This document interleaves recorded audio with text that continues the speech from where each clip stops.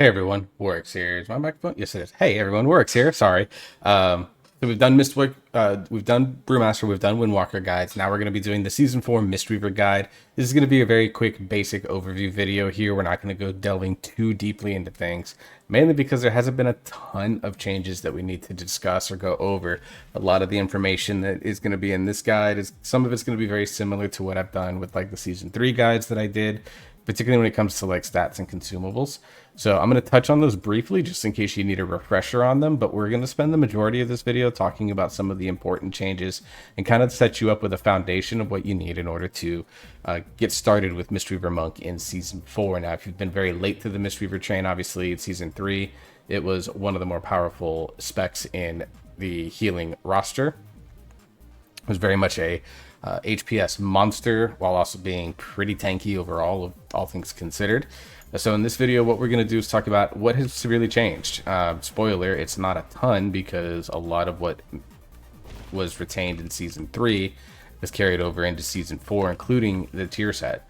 So what we're going to do in this video is talk about the kind of basic builds that you want to be looking into playing, the ones that are going to be generically good in both Raid and Mythic Plus, kind of the overall healing priority because there's not really a rotation, just some key things that are going to make you successful as a Mistweaver Monk. And then we're going to talk about, of course, stats, consumables, to make sure that you have those in line for whatever it is that you need. And then we're going to be looking into what to spend on your bullions. The bullions here are basically tokens that you get this season that are going to allow you to target very specific gear. And we'll talk about what those are going to look like and what you should kind of target with your first 3 to 4. Now, obviously, going to be able to see how long this goes. You're going to basically get 3 pieces after about 6 weeks because every piece, I think, costs 2 bullion. But then after that, you can basically go farm Awaken Rage. You're going to get 1 every week. And then we go from there. So what I would say in this video is that we're going to go ahead and just, again, set your foundation and then get you basically make sure that you're on the right path. And then I am really going to encourage you to explore, try things out, and go from there. I don't claim to be the best Mistweaver in the world. I am very, very far from it. But I do also recommend that you check out a wonderful Mistweaver creator by the name of Megaset. You've probably heard me mention her a lot in Mistweaver videos. She is consensus amongst the community, the best Mistweaver creator in the space. So if you clicked on this video, I truly do appreciate it, and I hope that you gain something out of it. But I'm also going to highly recommend Megaset's channel. I'll link that in the description below.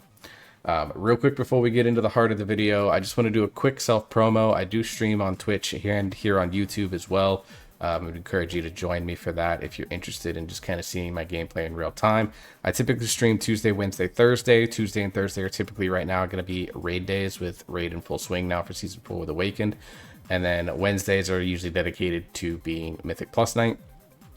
And then I'll occasionally stream on like Mondays or Fridays, depending on how I'm feeling, how things are going. This weekend, I'm actually going to try and take time to do a stream where I spend most of the time just doing the time walking grind on my Druid, my Evoker, and my Monk, because those are going to be the 3 characters that I think I'm going to prioritize this patch. And then, of course, if I get into Alpha and eventually maybe into Beta, then we might do some content around that, particularly because of the changes Monk is getting so far in the early Alpha stage. And when Remix comes out, I'm going to try leveling Mage. And give Mage a real shot again. I've tried Mage in the past. I've leveled it at 70. I've tried it for like a week or 2 and I just get frustrated by it. But with the changes to like Rune of Power, I want to try giving particularly Arcane Mage a shot because I've always been kind of scared of the spec. Go from there. So I just wanted to do a quick self-promo about the other things that I do in the space. And I also do, of course, acapella reaction videos if you're interested in that. Just put one up this week. Voiceplay did Black Hole Sun. From Soundgarden, which with a Cyberpunk 2077 aesthetic, which was fun. It's a fun time. Anyways, let's get into the heart of the matter. So let's start with Mistweaver Monk, and we're going to start with talent builds. Now, generally speaking, with the talent builds, there's kind of like 2 talent builds that you see in Raid. This is the Clouded Focus Raid build. It's on its last life because Clouded Focus is going to be on its way out in War Within. So we're definitely going to be wishing and bidding adieu to Clouded Focus as we go through, along with Essence Font. as well. It's going to be gone. So I'm very excited to see that one disappear as well, because Essence Font, I think, is a cool ability, but it kind of makes people think that you can be a caster Mistweaver, when really that has not been the case for quite a while. But this is the Clouded Focus build. Big things to take note of is that you can grab Diffuse Magic in a raid situation. For certain bosses, it's going to be very good to get that. So which bosses, right off the top of my head, I don't remember, but you can always grab Yu'lon's Grace if you want a passive, save you a keybind.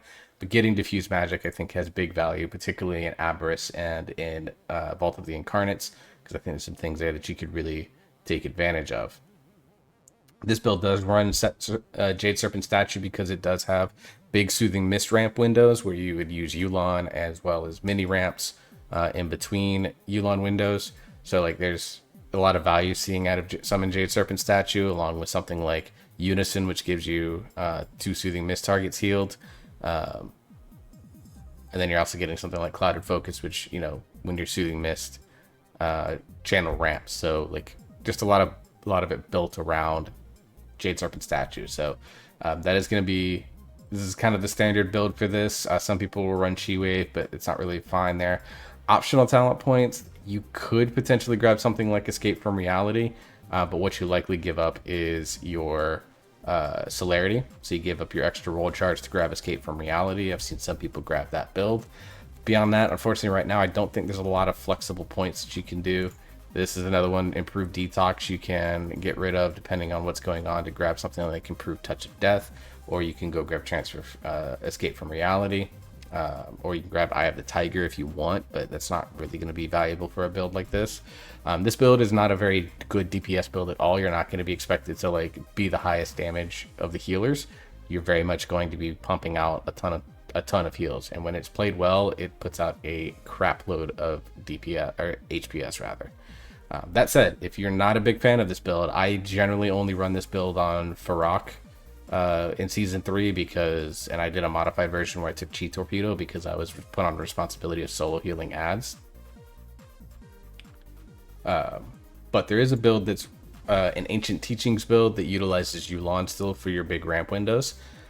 This one, of course, this Escape from Reality point can be put over into Improved Touch of Death. You can even go grab Ferocity of Zhuen to get the increased damage dealt, so a little bit of damage that you can gain out of that with this point here. Again, same thing, you can grab Diffuse Magic, and I think in Vault and in Aberrus it's a more useful point than it is for Amir Drasil.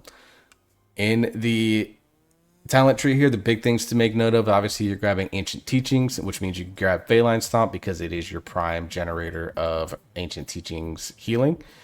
This build, if the fight is really spread out, it's not going to suffer. It's not going to do as well because of that with the Ancient Teaching setups. But you grab things like, not so much Upwelling. You grab Upwelling for now, but with Essence Font disappearing, you can probably switch to Focus Thunder, even if you want to grab Focus Thunder to maximize your Secret Infusions, because you want to use them basically on Renewing Mist. You can also use Upwelling, wait for your stacks to max out, and then Thunder Focus Essence Font, so you still get the haste, but then you also get the maximum healing out of Essence Font possible. That's a very viable technique. So you basically want to use it on your haste procs here because you're just going to get that 15% haste. It's a big number. Helps your HPS quite a bit. In terms of flex points out of this build, not really any, unfortunately. This build is pretty locked in with its talent points. Some people play Jade Bond, but I don't think there's a lot of value in it. With Yu'lon, with Chi-Ji, there's sometimes value in it, but Gift of the Celestials is just really powerful. Yes, it's a shorter window on it, but I mean, you don't need a 24-second ramp window for the most part on your Celestials. So having them every minute, but only for 12 seconds at a time, generally speaking, that's going to be enough to get you through any particular damage event that you're going to need to get through. So it's just a very powerful talent, and unfortunately, I think that means Jade Bond is going to struggle to find its way into any talent builds for the rest of this expansion. So what's the kind of basic tenet with this build? Is obviously it requires that you have uptime on a boss. It makes you want to use Jadefire Stomp and try to get those resets as much as possible. Unfortunately, you don't have something like where's it at here? I think it's yeah, you don't get Awakened Jadefire because you don't grab Ancient Concordance, because you don't really have the talent points for it. So it just makes it into a tough position. I mean, there is a chance that you take something like Dancing Mists away, but Renewing Mist Spreading is going to be like still your best form of HPS in Raid, because you still get your Vivify Cleave, you still have your big Yulon ramps, like you still take advantage of those ramp windows when you get it. Alright. And then the Mythic Plus build is pretty much going to be the same. Now there is a couple of flex points here that you can grab with it. And it's really going to come down to this right here. You can grab Dance of Chi Ji, which was a new talent we didn't know was even going to be introduced into 10.2.6. So this is a talent, basically it's the Windwalker version where it's there, but it doesn't proc as much as maybe you would like. So if you're in low damage situations, this talent really does shine. But as you get into higher keys where your HPS requirements are going to be better, you're probably better off putting the point into Secret Infusion and getting that 8% of your stat and going from there. Obviously, this runs Ancient Teachings. It does run Chi Ji as well. And then you're also grabbing Legacy of Wisdom because it just basically full heals your group for a big chunk of HP all the time. It does grab Zen Pulse as well as Echoing Reverberation. So you want to make sure that you get a target with like Enveloping Mist on it. You can take advantage of that. So maybe you Renewing Mist, and then you Enveloping Mist your tank, and then you Zen Pulse your tank, and it's going to proc that second time. It's basically a bunch of free damage. Now this build does run a lot of Jadefire Stomp. You do grab Ancient Concordance and Awakened Jadefire because it just helps with the DPS output on this. This is a really, really fun build. It's very, very effective in all situations. You kind of have an answer for everything. So I would definitely, in keys, this is kind of the build that you run. There's not really any flexibility to it. There's no viable Yulon build. There's not really an Upwelling build that you can run. There are some people that will go grab Invokers to Light, but don't really need it with the way that this build runs, and you run a ton of haste as it is, so that haste doesn't really feel valuable, at least for the purposes of Mythic Plus. So definitely take a look at those builds if you'd like. You can pause and rewind the video and go back. I mean, they haven't, the Mistweaver Mythic Plus build hasn't really changed a ton at all over the course of this expansion. So forcing out a bunch of new changes, but pretty much the same builds that we're running from Season 3. They're going to be really good in Season 4. Alright, let's go through the enchants, consumables. Let's go through that because that's going to be stuff, and stat weights. It's going to be pretty quick and easy information here. So no surprise here. Incandescent Essence is your home enchant. Regenerative Leech on your, or Leech enchants on your cloak and your bracers. Waking stats you want on your chest piece. Shadow Belt class. This is I think the temporal spell thread. So you want the intellect and the plus mana because a deeper mana pool is never a bad thing. Watcher's Loam or Planesrunner's Breeze. I tend to go Watcher's Loam because Monk is pretty mobile, so the extra movement speed doesn't really do much. And then your ring enchants are going to entirely depend on where you're at with your stat weights. Now I've been gearing a lot for Brewmaster and Windwalker because I play Windwalker and Raid primarily right now. But when I was gearing for Mistweaver, I was sitting at really high haste, 25-30% haste. So like for me, ideally these would become haste enchants, but again, gearing towards Windwalker. If you are at like the haste cap, then you're going to want to grab crit or go grab versatility, because both of those are going to be very valuable for the purposes of giving you extra damage, or crit does have some synergies with some of your other talents. Mastery, unfortunately, is still not very good, although that could be changing because they are adding Spinning Crank Kick and Rising Sun Kick to the Mastery come next expansion, so we'll have to see how that impacts. Alright, now let's take a look at, let me grab some of my things. So the tier bonus, of course, is going to be the Season 3 tier bonus here, where Renewing Mist applies Chi Harmony to the initial target, increasing the healing taken by 50% for 8 seconds. You can track this if you really want, but it's not wholly required. This piece of the Chi Harmony is actually being added to the Monk, the Mistweaver spec tree for next expansion. So we're going to get this up. I think it's a little bit of a nerfed version, but it's still going to be available to the tree next expansion. So we're keeping this tier set, at least this part of the bonus. And then 20% of all healing you do to targets with Chi Harmony is stored and then dispersed evenly amongst your allies with Renewing Mist when Chi Harmony fades or is released. So it's a bunch of just passive healing. That part isn't carrying over, but the Chi Harmony aspect is, which is very, very cool. What pieces do you want to get? Really just the highest item level pieces that you can get here. Ideally, you want helm, shoulder, chest, and legs. So you skip the gloves because they're crit verse, but like legs, I think are haste versions. Chest is crit verse, but I mean you have to play it. But crit haste obviously very good for Windwalker there, and then crit verse there. So you're really going to value your haste out of other slots. So again, I've broken mine early because again, Windwalker wants to break it at 2-piece, but for Mistweaver, because the same tier bonus is going to be, we're getting the same tier bonus, don't break your 4-set until you already have 4-set for season 4 gear. Just because the value of Chi Harmony is quite big. So don't break it early like you would in previous tier sets. This one, because it's the same tier set bonus, just on higher item level gear, don't break your 4 bonus until you have your next 4 bonus. Again, I'm playing Windwalker, so there's value in breaking it at 2-piece because the Windwalker set, of course, is the season 1 one. So there's value in doing that because the 2-piece does more DPS than the 4-piece of season 3, believe it or not, because of high level differences. All right, let's see. As far as other consumables go, Potion of or Phial of Tepid Versatility is still the best. You still want to grab your Deviously Deviled Eggs or your Feast, whichever one you have. Howling Rune is still going to be good, but Buzzing Rune could also be good if you're haste, kind of haste capped, so to speak, or you're hitting the DRs on haste, which is around 5,500 total haste. You obviously want to grab your Dreamwalker's Healing Potion if you need that, and then you grab I've got the Aerated Mana Potion, but there is the one that puts you to sleep for 10 seconds. It does a lot more. But with Manatee still being Manatee in the way that Manatee is, then you don't really need a ton of mana pots necessarily. So that's kind of what we're looking at with your other consumables beyond that. All right, let's talk about gear. What items do we want to grab off of your bullions? So, not that.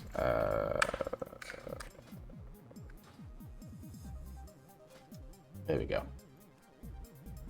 So, first thing that you want to do is obviously you're going to generally want to go grab a weapon. Now, believe it or not, the best weapon is actually available this week in Vault of the Incarnates off of Taros. And it is this one here, this Quake Detecting Seismo Staff.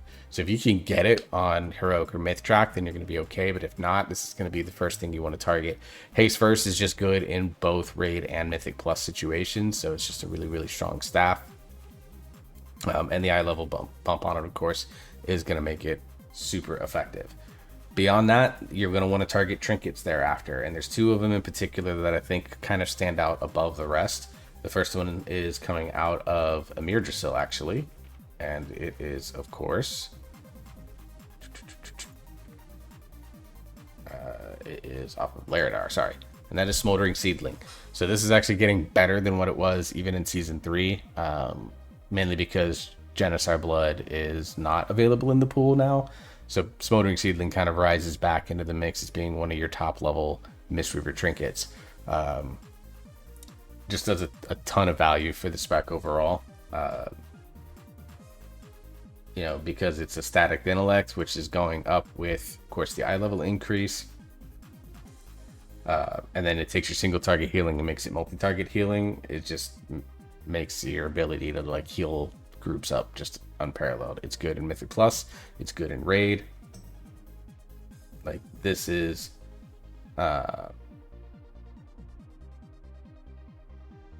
it's just like, I think it's easily and by far away the best trinket for Mistweaver this patch, mainly because things like Coagulated Genocide Blood aren't in this patch. Beyond that, the next one is going to be out of Avarice, and it is the class trinket. Let me go.